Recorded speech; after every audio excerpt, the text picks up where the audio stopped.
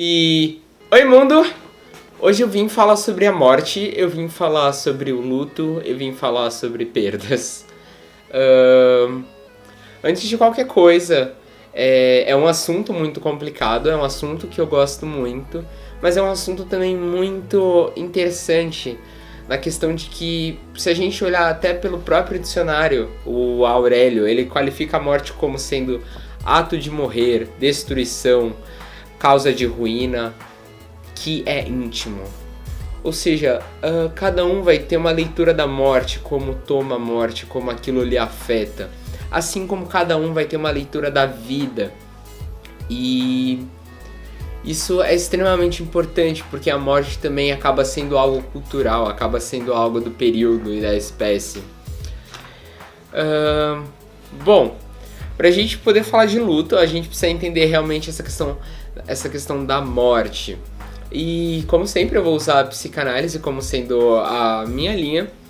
E para dar início a gente pega os textos de Freud de 1914 e 1916, onde ele vai falar sobre a construção da morte, do luto, da melancolia, partindo da ideia do homem primitivo, o homem das cavernas. Porque se a gente parar para pensar, ele caçava, ele matava, ele pescava. E não diferentemente, ele entrava em conflitos com outras tribos rivais. Porém, ele não associava isso com a sua morte, ele não era castrado ali, porque ele não se via representado no animal. Então ele matar o animal não o tocava, não lhe deixava com medo de sua própria morte.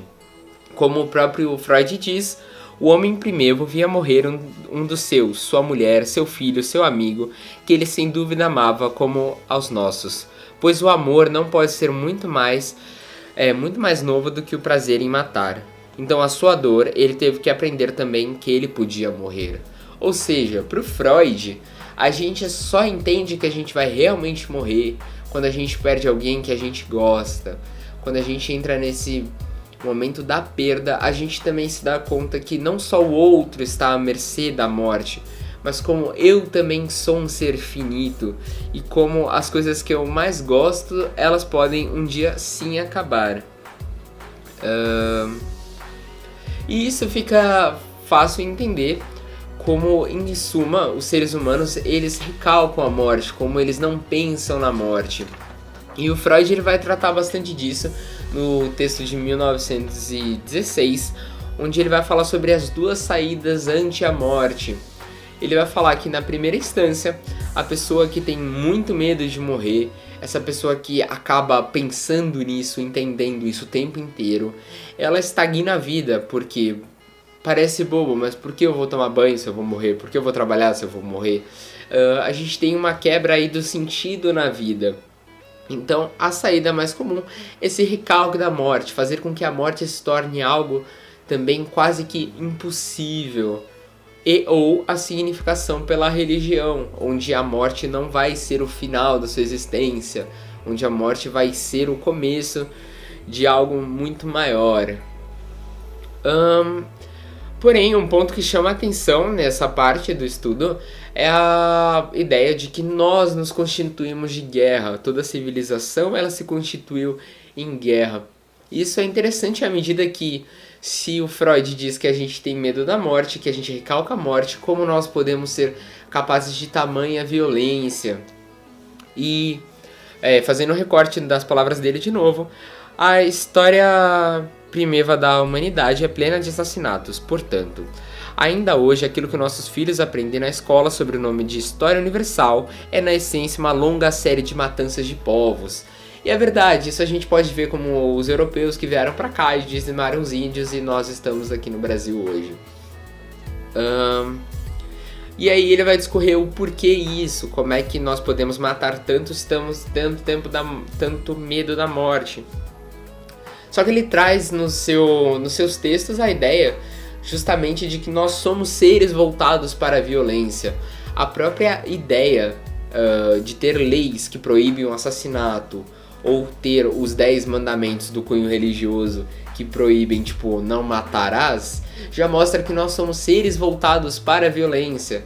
Se é preciso que exista uma lei que te diga para não matar, já mostra que você é um ser voltado para a matança, o que é bem interessante à medida que nós não temos problemas em matar o outro, porém se matam os nossos, nós lembramos que nós mesmos vamos morrer um dia. Bom, e seguindo por essa linha, agora eu vou diferenciar o que é o luto e a melancolia, porque o luto é a perda de um objeto que era o seu libido, a sua energia estava naquele objeto e você não pode tê-lo mais.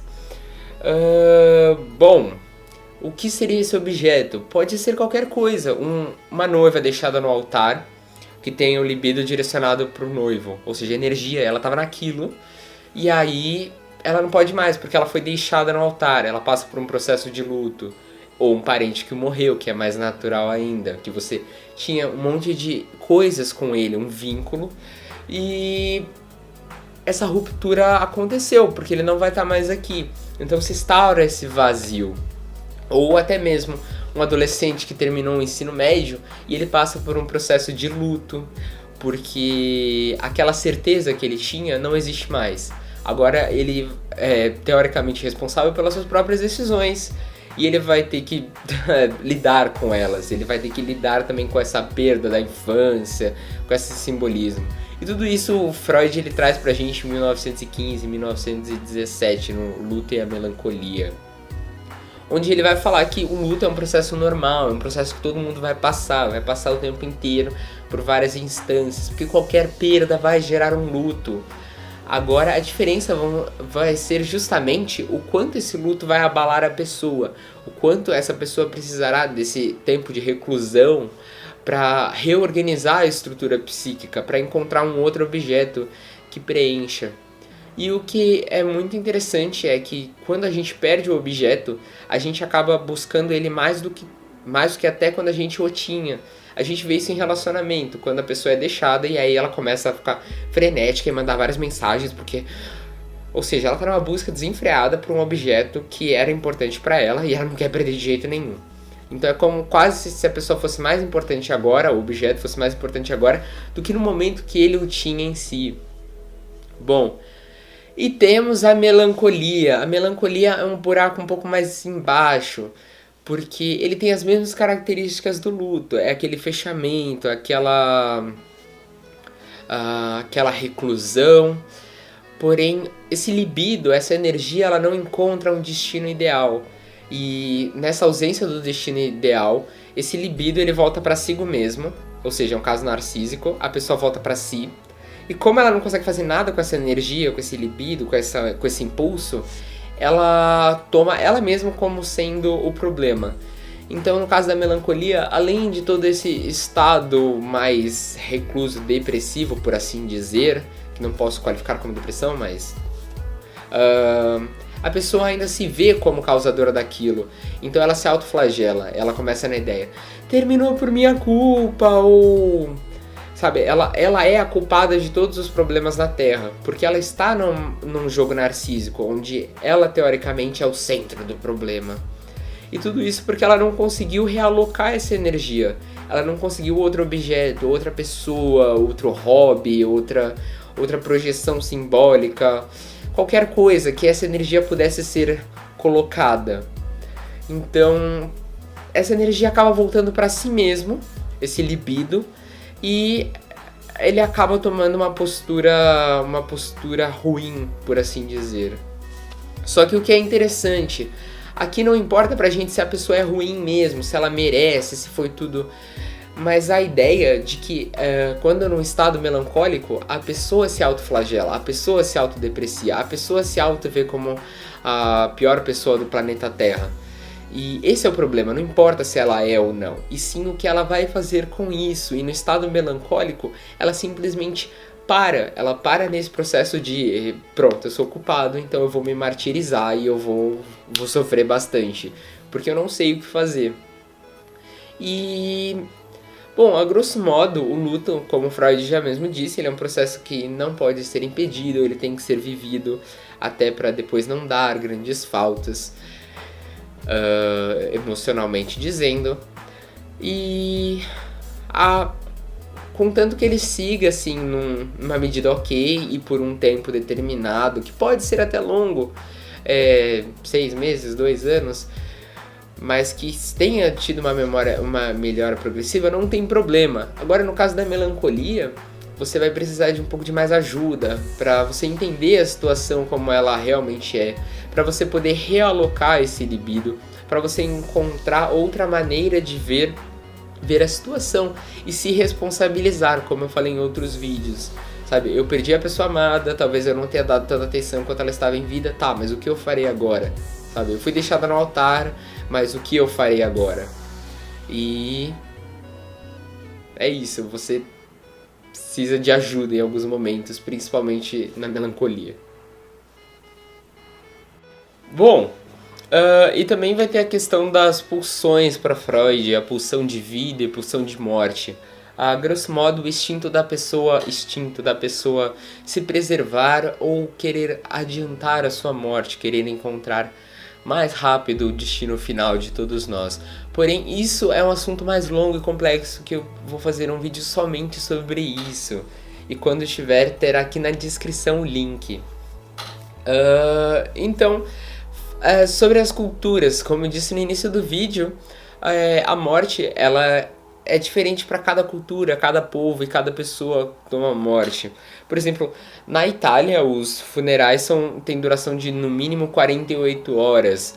No Japão a relação é muito próxima com a família, então os familiares, quando vão cremar o falecido, eles empurram o caixão para dentro do cremador e eles tiram os ossos que sobraram um a um com rachis, porque é uma relação muito íntima.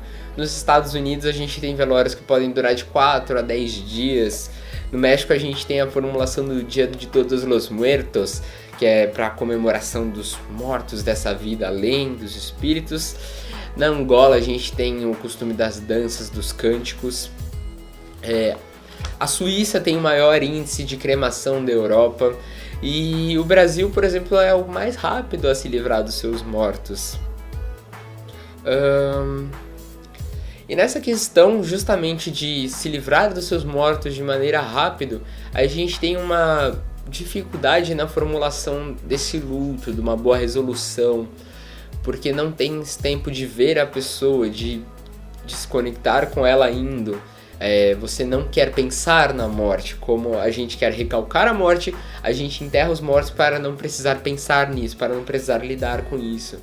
Embora pareça bom a primeira instância, ele também pode ser muito ruim, porque nesse processo muitas pessoas elas meio que se seguram e até um dia que bate uma brisa e vem todo aquele conteúdo recalcado e ela cai no chão, começa a chorar, porque em algum momento ela tem que trabalhar isso, a psique dela vai obrigar ela a trabalhar isso. Então, por mais que a pessoa não se permita no momento do enterro, como tem vários aqui no Brasil, por ser um processo muito rápido, uma hora ele vem à tona. Bom, a grosso modo era isso. Terão outros vídeos mais complementares sobre o assunto, mas a questão do luto e da melancolia e da morte é basicamente que nós somos seres muito violentos, nós somos seres que estamos fadados a morrer como qualquer outro ser vivo. Nós não aceitamos a morte, nós corremos dela ao mesmo passo que a desejamos tanto. E cada um vai ter o seu jeito de lidar com a perda de algo, seja alguém ou algo. Toda perda vai gerar um luto, mas várias pessoas vão lidar diferentemente com a mesma perda. Cada um tem a sua estruturação, sua forma de ler o mundo. E o que uma psicanálise vai tentar ouvir essa pessoa e tentar guiá-la para um caminho de responsabilização, para ver o que ela vai fazer agora, o que ela faz com isso, e também para não deixar ela fixada no passado, não deixar ela fixada nessa culpa, porque a culpa mata a pessoa, a culpa deixa ela só na história que já foi, num passado. Então, é isso. Acho que é um assunto legal e a gente deveria falar culturalmente mais da morte e talvez a gente deveria aprender mais sobre isso. Enfim, espero que possa ter ajudado. E todos os materiais que eu usei para esse vídeo estarão descritos aqui na descrição do vídeo. E é isso aí.